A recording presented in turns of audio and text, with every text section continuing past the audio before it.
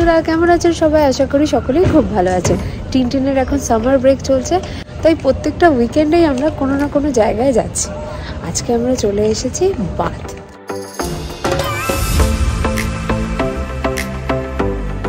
বাঁধে এখন চলছে সামার ফেস্টিভ্যাল, তাই এই জায়গাগুলোকে ফুল দিয়ে কি সুন্দর সাজিয়েছে।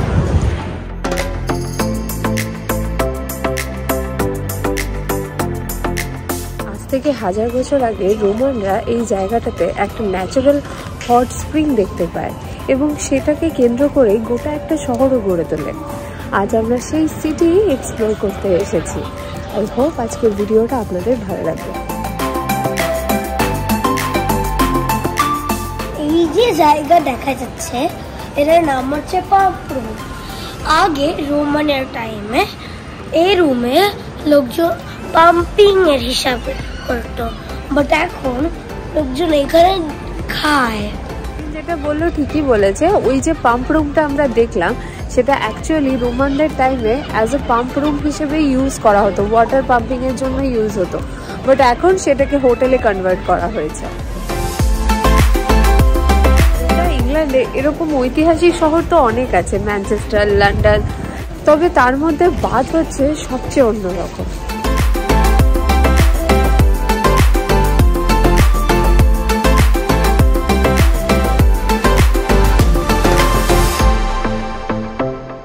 এখন আমরা রোমান বাঁধে ঢুকে গেছি, লাইনে দাঁড়িয়ে আছি, ওইখানে টিকিট চেক করছে, টিকিট দেখিয়ে তারপর আমরা ঢুকে যাবো একদম ভিতরে। এখন ওয়েট করি কখন আমাদের নাম্বার আসবে।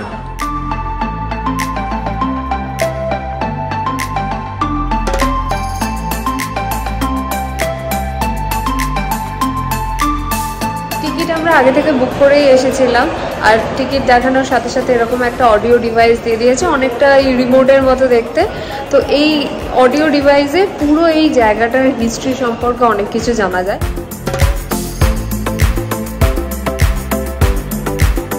আগেকার দিনে এই পুলটা ছিল বিশাল বড়, কিন্তু তারপর এটা ডিস্ট্রয় হয়ে যায়, তো এইটুকু পোর্শন এরা কনজার্ভ করেছে। আর এই পুলটা করা হয়েছিল যাতে পাবলিকরা এখানে এসে স্নান করতে পারে, তো রোমানদের পুরো এই আর্কিটেকচারটা বানানো।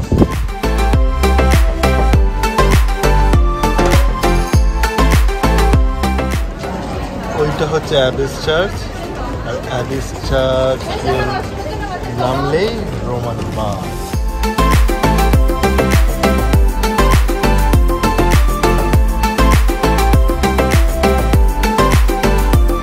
যেটা দেখালো সেইখানে হচ্ছে রাজারা স্নান করে, সেখানকার জল আসে একদম মাটির নিচ থেকে প্রতিদিন। এরা বলছে 1.2 মিলিয়ন লিটার্স অফ ওয়াটার ওই নিচ থেকে ওপরে আসে, উপরে এসে 46 ডিগ্রি সেন্টিগ্রেডে তাপমাত্রায় ওটা ফুটতে থাকে। আর যেহেতু নিচ থেকে আসে গরম জলের ওপর অনেক অ্যালগি জন্মায়, সেই জন্য এর কালার সবসময় গ্রিন থাকে। তো ওই পোর্শনটা যেটা হচ্ছে রাজাদের, আর এই পোর্শনটা হচ্ছে পাবলিকদের।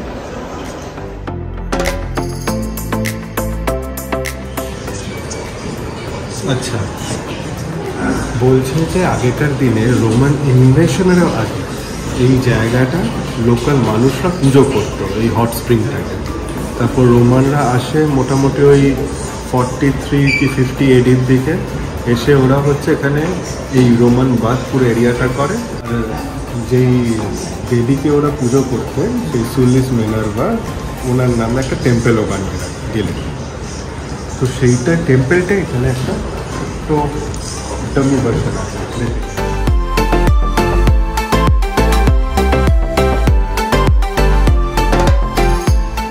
ওই বিল্ডিংটা হচ্ছে বাথ হাউস, ওই সাদাটা? হ্যাঁ, ওই বড়টা। আচ্ছা, ওটার পাশে ওই ছোটটা, ওটা হচ্ছে সিক্রেট স্প্রিং। আচ্ছা, আর ওইখানে ওটা হচ্ছে টেম্পল, আর এটা হচ্ছে থলুস।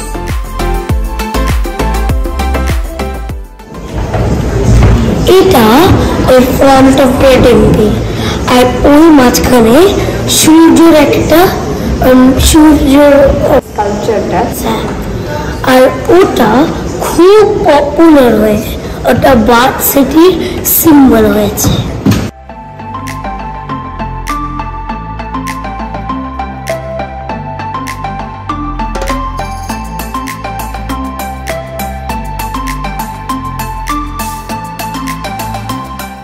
সুন্দর বল। মোজাইক ওই সময় থেকে এসছে। হ্যাঁ, আমরা এখন মোজাইক করি ইন্ডিয়াতে, এখানেও হয়তো আছে, কিন্তু সেটা চালু হয়েছিল 3rd বা 4th সেঞ্চুরি। আমার এখানে আরেকটা জিনিস খুব ভালো লাগছে, যে দেখ রোমান ভাইবসটাকে রাখার জন্য, মেনটেন করার জন্য এরকম সাইডে কিছু ফিল্ম চালিয়ে রেখেছে। যেটা তুলছি সেটা হচ্ছে পেরিগ্রিনাসের উদ্দেশ্যে এই ভিডিওটা দেখানো হচ্ছে। পেরিগ্রিনাস আসেন জার্মানি থেকে, এবং জার্মানিতে ফেরত যাওয়ার আগে কি করেন, he prayed to his own local god, possibly to protect him on his journey. এত সুন্দর গড়গড় করে কি করে বলছি, কারণ নিচে আমি দেখলাম দেখেছিস ব্রিটেনের ফ্রান্সটা, ওদিকে জার্মানি, বেলজিয়াম, স্পেন, আফ্রিকার উপরের দিকটা, কিছুটা এশিয়া। সেই টেম্পলের কথা আমরা বলছিলাম, সেই টেম্পলের একটা কমিটি দিয়েছে, কিরকম ছিল দেখতে। এইটা হচ্ছে এসকুলাপিয়াস।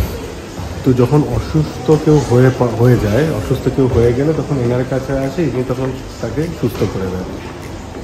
এটা হচ্ছে ওখানকার ডাক্তার।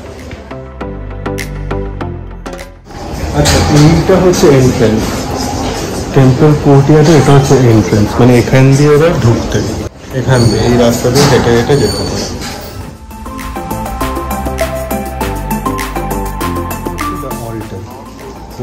এটাই এখানেই পুজো করা হতো বা বলি দেওয়া হতো। তখনকার দিনেও বলি হতো। হ্যাঁ, অ্যানিমাল স্যাক্রিফাইস, দেখ লেখা আছে ceremony, public worship for ceremony of animal sacrifice. Oh my God, একই রকম তো।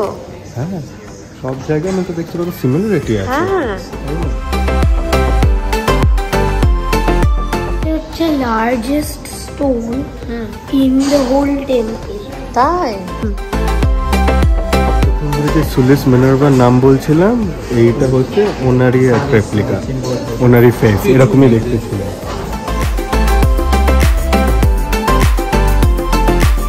আগের টাইমে মাঠে, ওর রোমানের টাইমে, কখন লোকজনের জিনিস স্টিল হয়ে যেত, ওরা খুব অ্যাংরি হয়ে যেত, আর ওরা একটা মেসেজ লিখতো গডের, for revenge on the thief.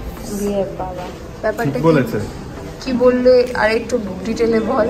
তো আগেকার দিনে ধর চোর, আগেকার দিনে কিছু চুরি হয়ে গেলে মানুষজনের, তারা খুব রেগে যেত, রেগে মেগে একটা লেডের পেপারে ওরা লিখতো যে আমার অমুক জিনিস চুরি গেছে, ভগবান তুই প্রতিশোধ নাও, লিখে ওটাকে হট স্প্রিং এ ছুঁড়ে ফেলে দিত, যাতে ভগবান প্রতিশোধ নেয়। তো এগুলো হচ্ছে সেই মেসেজেরই কিছু অংশ। হ্যাঁ, আমি একটা পড়লাম যে ব্ল্যাঙ্কেট চুরি গেছে সেই। অনেক মিউজিয়াম ঘোরা হয়েছে, এবার আমরা গ্রেট বাথের দিকে যাচ্ছি।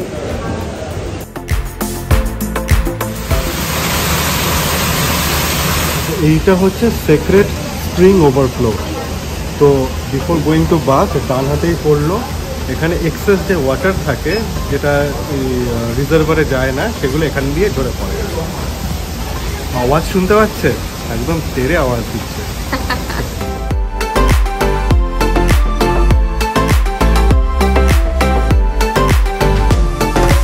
এতক্ষণ যেটা আমরা উপর থেকে দেখছিলাম, চলে আসলাম নিচে। এইখান দিয়ে হচ্ছে নিচ দিয়ে দেখ জলটা যাচ্ছে, আর ওইখানে মিশছে।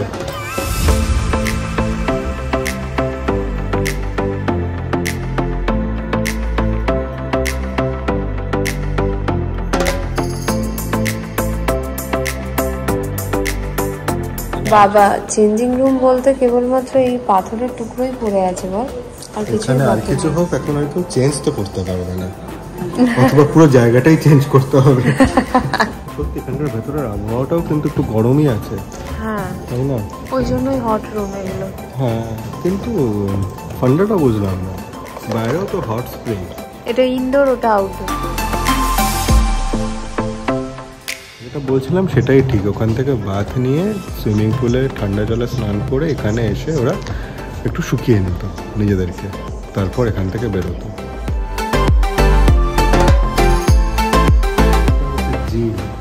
তোর ফেভারিট রুম? সব চলে যাচ্ছে। এখানেও দেখাচ্ছে দুটো লোক হচ্ছে বল নিয়ে। হ্যাঁ, সেটা বাস্কেটবল খেলছে নাকি, এমনি ক্যাচ করেছিল। সব চলে গেল, লজ্জা পেয়ে গেছে। বলছি এই মেয়েটা যে জীবনে কোনোদিন জিমের মুখ হয় না, ওই দেখ আমি চলে এসেছি আবার খেলা শুরু করে দিয়েছি। তুই কি বাথের জল খেতে চাস? বলছে এই জল খেলে নাকি জীবনে যত পাপ করেছে সব ধুয়ে যাবে। যারা যত পাপী লোকেরা আছে তারাই এখানে এসে ভিড় করবে।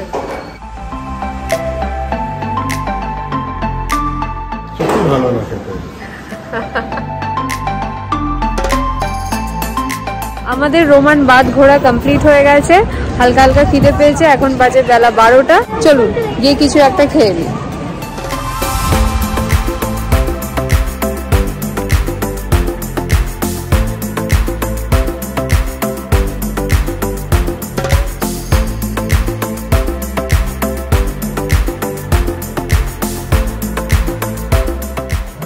আমার রাইট সাইডে যে বিল্ডিংটা দেখা যাচ্ছে সেটা হচ্ছে বাথ অ্যাবে। এই চার্চটা খুবই বিখ্যাত, তার কারণ ইংল্যান্ডের প্রথম যিনি রাজা হয়েছিলেন তার ক্রাউনিংটা এই চার্চেই হয়েছিল। তাই ইংল্যান্ডের ইতিহাসের সাথে এই চার্চ কিন্তু ভীষণভাবে জড়িত। প্রজ্ঞানার টিনটিন ভেতরে গেছে, এর উপরে উঠতে গেলে 200টার কাছাকাছি সিঁড়ি রয়েছে। তো অগত্যা আমি তো উঠতে পারবো না, তাই আমি আর ভেতরে যাইনি। প্রজ্ঞানার টিনটিন ভেতরে গেছে, আর ওরা নিশ্চয়ই ভেতরে গিয়ে দারুণ দারুণ সব ভিডিও নেবে, যেগুলো আমি এরপরই অ্যাটাচ করে দেবো।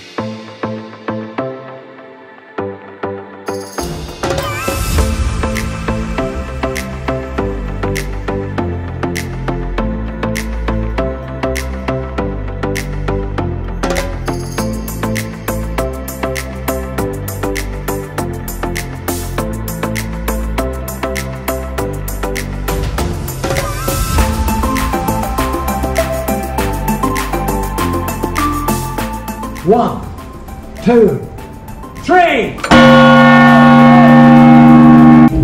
আমি আপাতত এই জায়গাটা ঘুরে দেখছি, এখানে গান হচ্ছে, একজন এখানে পিকচার ক্লিক করছে।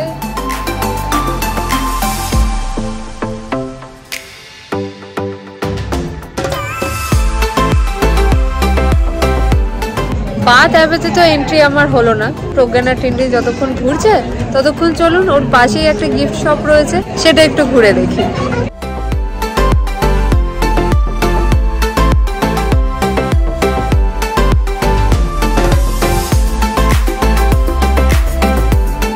অ্যাবে দিয়েও ঢোকা যায়, আবার বাইরে থেকেও এটা ভেতরে আসা যায়। তো আমি বাইরে দিয়ে এসেছি, তো এখান থেকে অ্যাবের ভেতরটাও দেখা যাচ্ছে।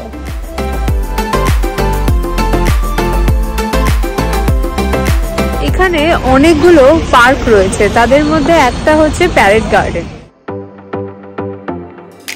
পার্কটা কিন্তু দেখতে সত্যি সুন্দর, মানে হাতে অনেকটা সময় থাকলে এরকম একটা পার্কে বসে খানিকটা সময় তো কাটানোই যায় নিরিবিলিতে।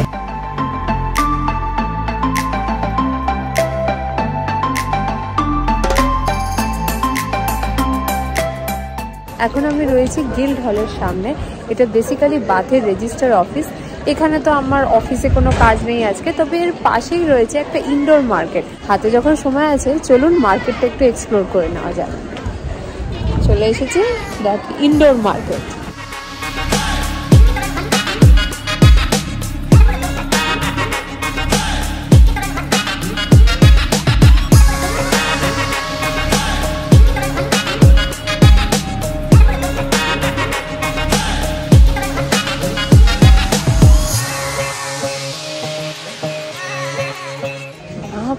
এই ইনডোর মার্কেটটাতে কিসের দোকান নেই, উলের দোকান থেকে শুরু করে আইসক্রিমের দোকান, চকলেটের দোকান, মানে নাম নেবেন আর সেই জিনিস এখানে পেয়ে যাবেন।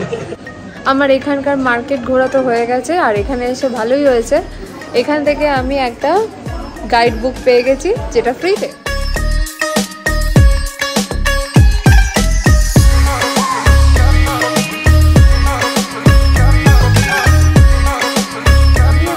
এসেছি বাথ অ্যাবের একদম কাছেই অ্যাবে গ্রিন। এই জায়গাটা দেখে কি একটু চেনা চেনা লাগছে?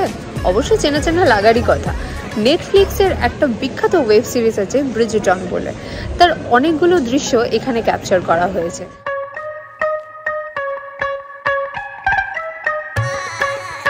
বাথে এসে যদি কি খাবার খাবেন সেটা নিয়ে একটু কনফিউজ থাকেন, তাহলে নো ডাউট চলে আসতে হবে বাথ বানের খোঁজে। এই বাথ বান এখানকার একটা স্পেশাল টাইপ অফ বান, যেটা এখানে গোটা সিটিতে দুটো জায়গাতেই পাওয়া যায়। একটা হচ্ছে স্যালিন লুন আর একটা হচ্ছে দ্য বাথ বান শপ। আর এই হলো স্যালিন লুন ক্যাফে। এটা বলছে ওল্ডেস্ট হাউস এই বাথের। আর ভিড় দেখেই বোঝা যাচ্ছে যে এখানে কত কত টেস্টি ফুড পাওয়া যায়। এখন খালি প্রজ্ঞানের আসার অপেক্ষা।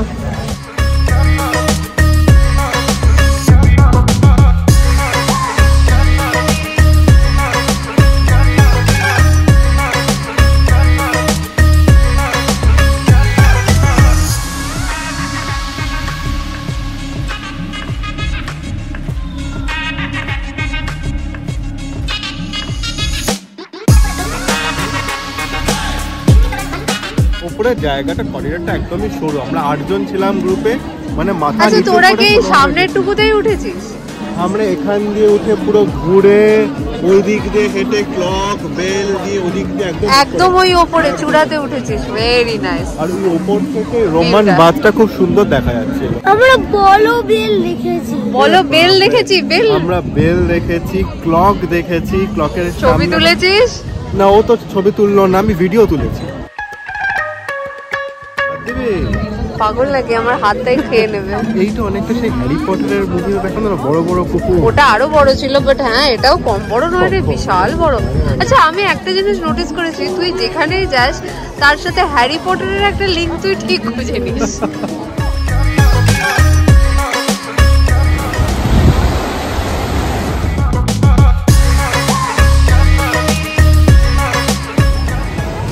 এই যে এখান দিয়ে নদীটা বয়ে গেছে, এটা হচ্ছে রিভার এভান। এভান রিভারের নাম আমরা শুনেছি কোথায় বলুন তো? শেক্সপিয়ার জন্মেছিলেন এভান নদীরই কাছে, যদিও সেটা বাতে নয়, অন্য জায়গায়, কারণ এভান নদী নর্থ থেকে এত অবধি এসছে। আর এই এভান নদীর ওপরেই যে ব্রিজটা দেখছেন সেটা হচ্ছে পার্টনি ব্রিজ। পার্টনি ব্রিজ হচ্ছে এমন একটা ব্রিজ যার দুদিকেই হচ্ছে মার্কেট আছে, এবং এটা হচ্ছে প্যালাডিয়ান স্টাইলে এই ব্রিজটা ডিজাইন করা হয়েছে। কারণ রিচ অ্যান্ড ওয়েলদি ফ্যামিলি তারাই এই ব্রিজটা বানান পাবলিকের উদ্দেশ্যে, যাতে পাবলিক এপার থেকে ওপার যেতে পারে আর দুদিকেই মার্কেটের সৌন্দর্য নিতে পারে।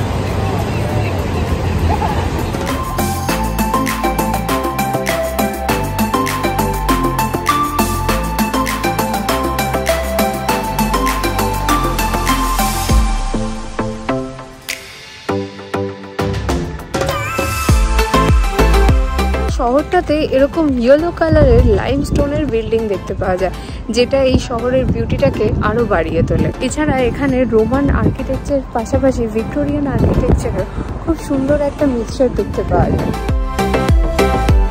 ব্রিজ থেকে সোজা হেঁটে এগিয়ে এলেই পড়বে হলবার্ন মিউজিয়াম, যদিও আজকে মিউজিয়ামটা ক্লোজ রয়েছে।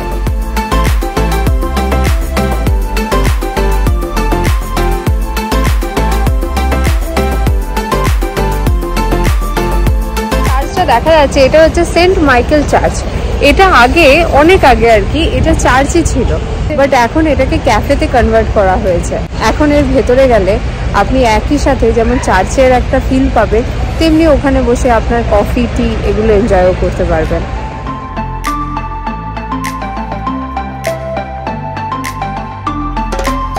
এখন আমরা আছি কুইন্স স্ট্রিটে, কুইন্স পার্কে।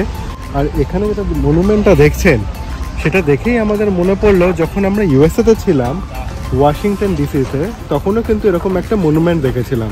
সেটা যদিও এর থেকে অনেকটাই লম্বা ছিল, এটার ছোট একটা ভার্সন। মজার জিনিস কি জানিস, এই পার্কের পাশ দিয়ে একটা রাস্তা চলে গেছে, রাস্তাটার নাম গে স্ট্রিট। বাট ওই রাস্তাটার নাম বললি বলে মনে পড়লো ওর কাছাকাছি কোথাও জেন অস্টেনের একটা মিউজিয়াম আছে। একদম ঠিক তাই। এরপর আমরা এখান থেকে ওখানেই যাব। এক্সেলেন্ট।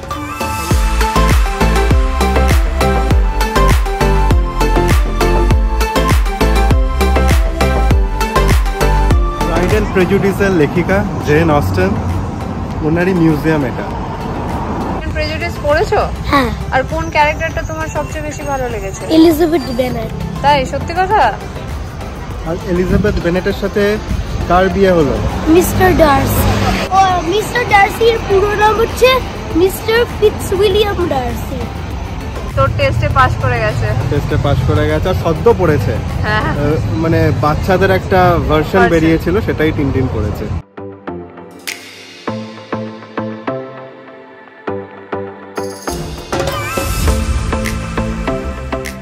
লেগোর কোনো ইভেন্ট হচ্ছে, লেগো দিয়ে বিভিন্ন জিনিস বানানো রয়েছে, দেখতে যদিও ভালো বাট হাতে সময় অল্প। অ্যাসেম্বলি রুমের এখানে ফ্যাশন মিউজিয়াম হচ্ছিল, যেটা এখানকার আরও একটি ফেমাস ঘোরার স্পট। কিন্তু এখানে এসে জানতে পারলাম যে ওই ফ্যাশন মিউজিয়ামটাতে কাজ চলছে, তাই ওটা আপাতত বন্ধ রয়েছে।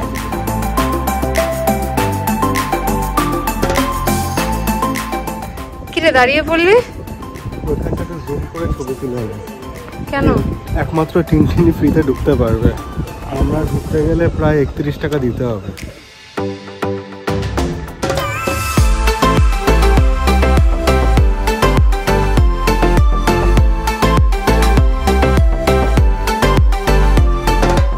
আচ্ছা, এই যে বিল্ডিংটা দেখালাম এটা হচ্ছে রয়্যাল ক্রেসেন্ট।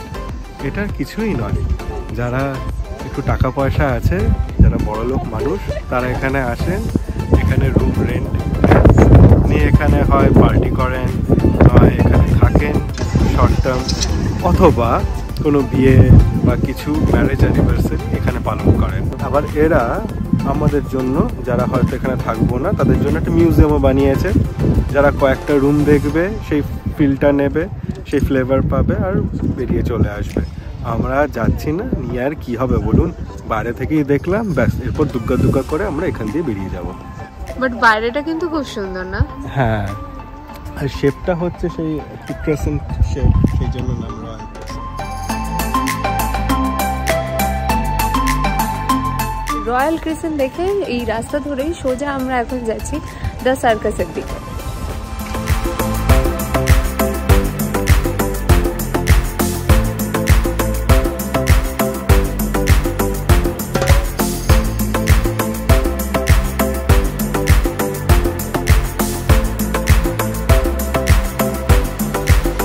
জায়গাটাই হলো দ্য সার্কাস। এখানেও সেই একই রকম প্যাটার্নের বিল্ডিং যেমন রয়েছে, সেরকম রয়েছে 5টা গাছ, সার্কেল হয়ে পুরো 5টা গাছ রয়েছে।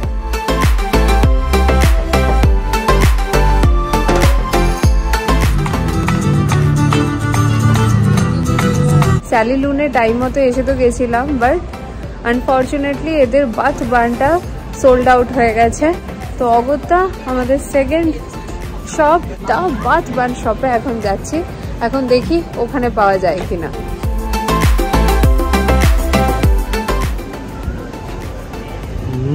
কেমন খেতে রে? বেশ ভালো খেতে রে।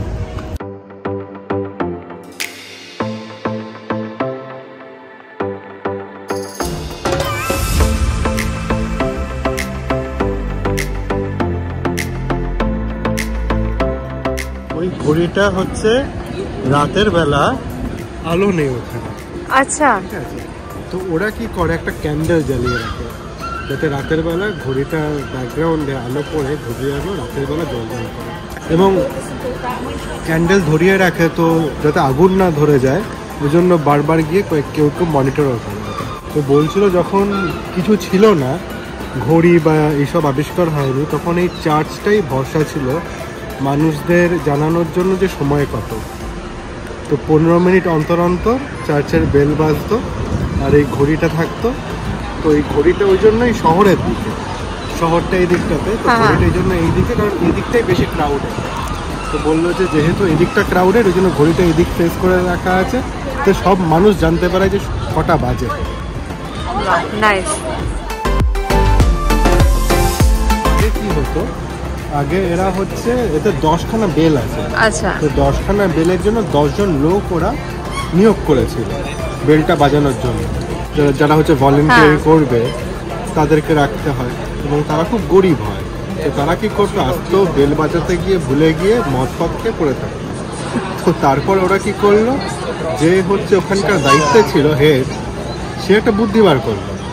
সে করলো কি, এরকম 10খানা দড়ি ও টাঙিয়ে দিল। 10খানা দড়ি পরপর টাঙানো, 10খানা দড়ি নিয়ে এরকম নাড়াতো, আর বেল বেজে যেত। কিন্তু সেটাও একটু টিডিয়াস কাজ, কিন্তু এখন ওইভাবেই চলে।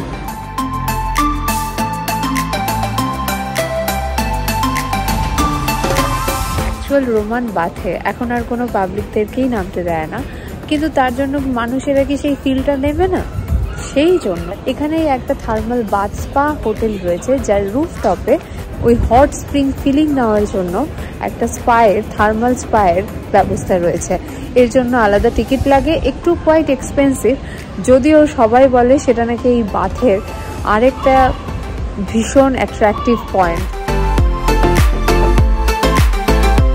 জায়গাটা এত সুন্দর, আমাদের কারোরই কিন্তু এখান থেকে বেরোতে ইচ্ছাই করছে না, কিন্তু ট্রেন আছে, বেরোতে তো হবেই। তো আস্তে আস্তে আমরা রওনা দিচ্ছি স্টেশনের দিকে। আজকের দিনটা খুব সুন্দর কাটলো। আপনারা জানাবেন কেমন লাগলো আপনাদের। ভালো থাকবেন, সুস্থ থাকবেন, দেখা হবে আরেকটি নতুন ভিডিও। টাটা।